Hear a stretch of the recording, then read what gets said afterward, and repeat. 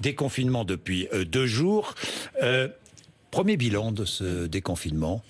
D'abord, dans la mise en œuvre, dans les entreprises, par exemple du télétravail, puisqu'on avait beaucoup insisté pour qu'on continue à télétravailler, des mesures barrières dans les entreprises, les administrations, les choses sont appliquées, mais c'est vrai que ça va très vite.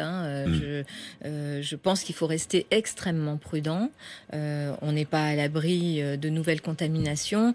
Il faudra absolument, bien sûr, pouvoir enrayer et faire en sorte que tous les clusters puissent être arrêtés très vite pour ne pas se retrouver dans ce type de situation. Donc évidemment 2 mois de confinement, je pense à Paris, à toutes celles et ceux qui sont dans des petits appartements, tout d'un coup on a l'impression de redécouvrir notre liberté, mais il faut faire très attention.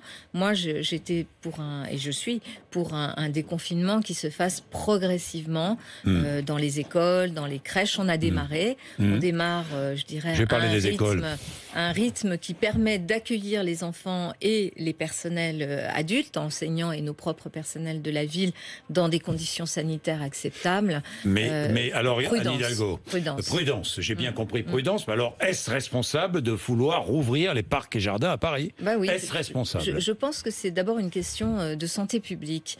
On peut prendre le métro et on peut pas marcher dans un parc. Bien sûr, pas n'importe comment. Et là, je suis entièrement d'accord. J'ai fait des propositions hier au gouvernement sur des modalités qui permettent de sécuriser. Le gouvernement qui vous a dit non, hein? Ils ont dit non, mais on va discuter. Il y a plusieurs maires qui sont exactement dans la même demande que moi. Vous savez, Paris est une ville très dense. On a 20 000 habitants au kilomètre carré. Certains quartiers, quasiment 40 000 habitants au kilomètre carré.